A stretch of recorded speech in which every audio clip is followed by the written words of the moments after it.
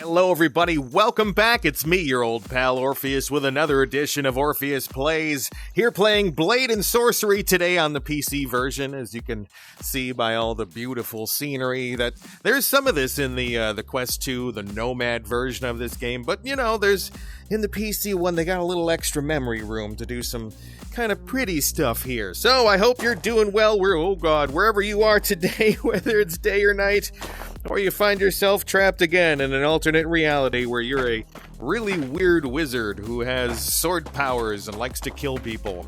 So yeah, it's another day for great murder. We're in the survival mode here in the marketplace.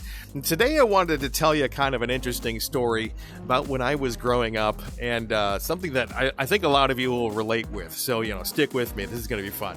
Okay, so the idea here is you got 3 different weapons that come out at random kind of choices, and you choose one, you beat people up, and then the waves get harder as you go along.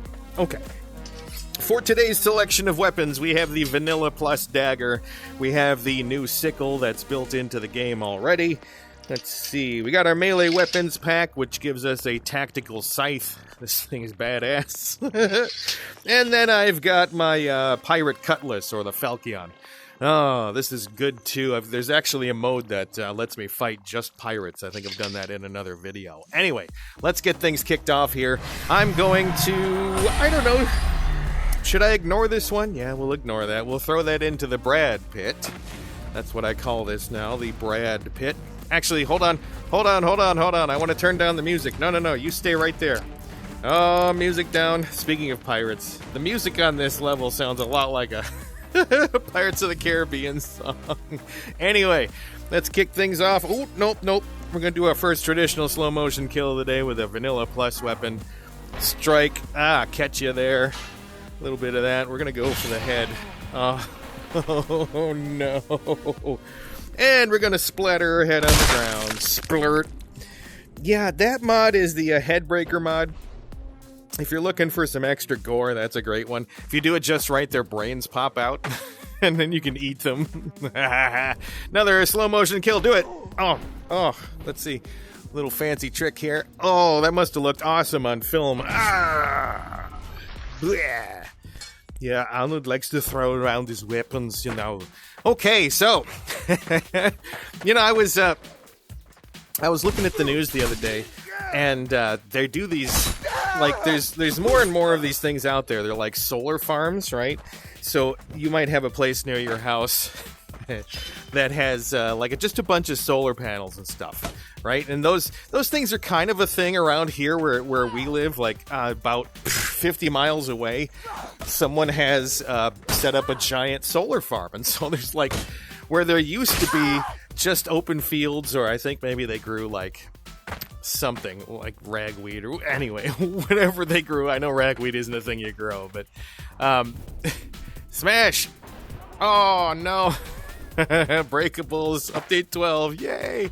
But so it's just like hundreds of these hundreds of these solar panels there, and they track the sun and all that.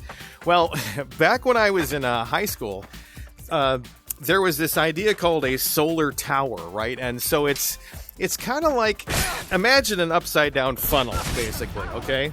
Wow. Okay. Imagine an upside down funnel, and it's sitting there, and you have a flared base on it, right?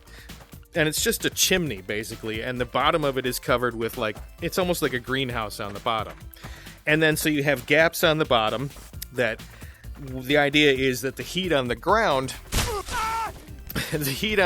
causes a difference in temperature, and so that warm air gets sucked up into the tower there that's there, and you put a turbine up in there, and the hot air rushes up to meet the cooler air up in the atmosphere, and so that generates power. Okay, so that's a cool idea, right? It's something that would actually work. I don't think anyone's ever actually done one. Maybe they have. I don't know. Anyway, so when I was in high school, we had these... Oh, I'm going to have to edit that out again. Oh, man, that gets so loud. Note to future self. Edit that a little bit quieter. Anyway, so we used to have science fairs. So, like, do they still have science fairs? Is that a thing? Because I addressed this in another video briefly, but it's like, I don't even know if they do these things anymore. And there was always... So you'd get assigned this, oh, we're going to have a science fair coming up. You're going to be able to pick a topic or pick something like that. And then you build a little thing and you have a explanation. You set them all up in the gym or something and people vote on it and all that. Okay. So there were some, there were some years that, I came up with something myself, like, I don't know, yeast cells dividing or something, something sciencey like that, right? And then there were years that, for some reason or another, we were either traveling as a family or I was sick or whatever it was, right? There was something going on and I couldn't get, like, the science fair project done the right way. Or at least done in time. And so, taser arrow. Wow, good shot. What the hell, bro? And so... My dad, so we had this, my family owned a factory. It was, like a steel kind of processing factory, and we had engineers that worked for us. And so, if there was a situation, and this happened probably 4 or 5 times at least throughout, like, middle school and high school. So, we would... The engineers and I would come up with something. So, like, this solar tower idea. Someone had read one of the engineers had read in Popular Mechanics or something about this solar tower idea. Come on. I'm aiming a little left. Oh, a little right. Hook, slice, balls. So one of the engineers had read this in Popular Mechanics or something. And he was like, this would make a pretty cool science project. And I'm like, yeah, it would. And so... the engineers and I drafted up blueprints and went down to the local hardware store and got a bunch of, like, supplies and everything for it. They built it for me, and, like, I had to write up the paper, but they had to tell me, like, the concepts, because I wasn't really up on what the concepts were fully. So I can explain it in, like, 2 sentences now, because I get it more, but back then, I mean, I was smart, but that was kind of a strange idea, like the whole convection power generation thing. But, ooh, lucky, bro. Oh, headshot noise. Blech. So, yeah, so they built this tower out of, like, boy, what was it? It was some metals and some, like, foam core and, like, that stretchy kind of, the plastic you put on your windows and they use the hair dryer to tighten it up. Yeah, one of the, like, some of that stuff. And they put in, like, a turbine in the thing, so it actually worked, right? Like, it actually pulled air in and everything. And I wrote this paper, about how it worked and did a little presentation kind of thing with the poster board and everything. Bam! Take that, bro. Broette. Nope, you missed. My turn. You're going in the Brad, lady. Down the hole. Anyway, so the tough part was, like, when the judges come around and they ask questions, right?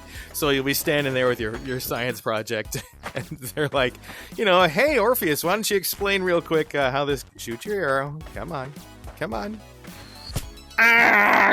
That's not what I meant. My turn.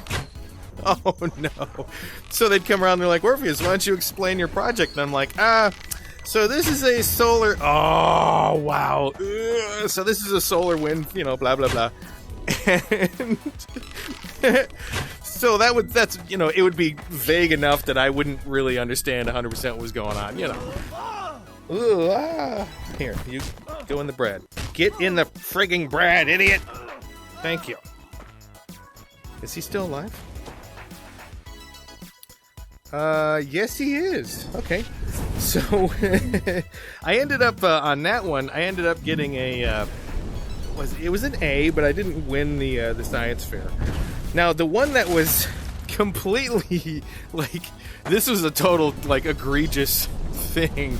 Like, this was bad. can't see it, but you know, the after effects are delicious. Ooh, oh, ew. Anyway, so tactical scythe time! And so, 1 year, jeez, I couldn't come up with any ideas. I think I was in some production, and I didn't have the time to do it. Ooh, yes, enchanted. And so, I couldn't even come up with an idea. Like, I didn't know what to do. We had defaulted to solar stuff a lot. Like, I was, at one year, I did a solar distillery. And if you think I built that thing by myself, wrong. The guys in the factory built that one. Oh, there you go. So the guys in the factory built that one. That one was really cool. It was like the size of one of these boxes. Where are the box? It was like the size of one of these boxes, basically. And it had a blanket in it. And you pour water in the top, like salt water or whatever. And it had glass over the top, and it would catch the sun and heat up the water and cause steam and, you know, all that stuff. And that one was really cool. I actually understood that one. We used that one for a couple years after that. Here you go, bro. Oh, no. And that one was functional and cool and everything. I got it. I think I got second place for that one. But the one that I had zero involvement in, like I was saying, was 1 year that I mean, we didn't know what to do.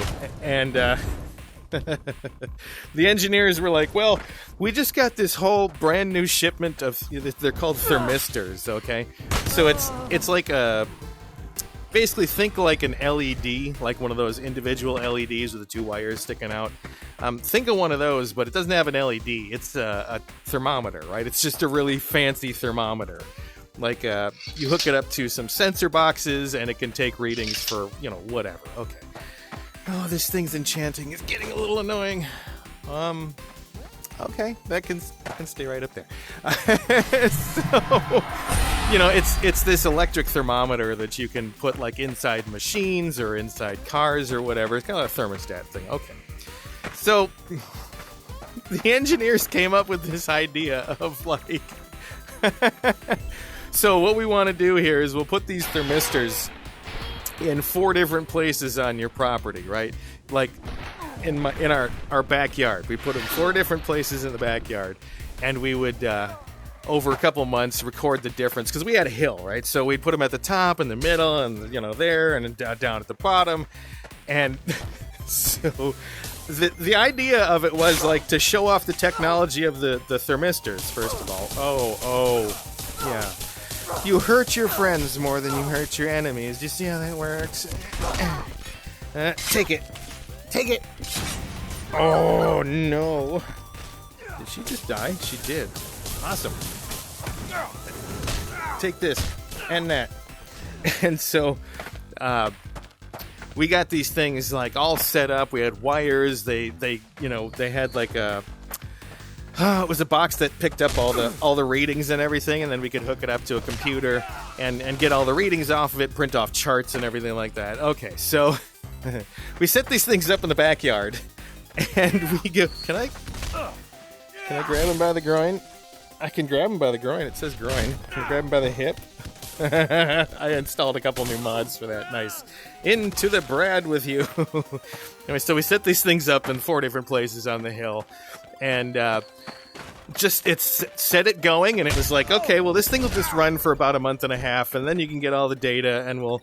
How you doing, little man? Let's give you a little taste of some punch. Oh. One more. When you slow it down, it's amazing. So we set them up. We started getting readings off the box. It's like, cool. Just let it sit for a month or so, month and a half. Come back, do all the readings. It'll be sweet. You can just write up a little paper about it. How, like the air is cooler this way and warmer this way, and blah blah blah blah. Okay. So, just doing my thing, doing the drama things and sports and all that, and come back month and a half later, whatever it was. It was more than a month, less than 2, whatever. So, go to the box and start looking at it, And besides like 10 minutes, the first 10 minutes that thing was on, everything else was blank. They stopped working immediately, right? And so the science fair is like in a week and a half or something like that. And so I'm like, oh crap. And my parents are like, oh crap, because, you know, this one, I had been endorsed by one of the science teachers. He was like, you know, oh, Orpheus is really good at this stuff, and we're going to take him to the regional science fair with this one if he does, you know, if it's a good enough project. And so that's why we came up with the thermistor thing. I'm like, okay. So I'm like, now I'm like, oh crap, what am I going to do, right? So this is the bad part. This is the really bad part.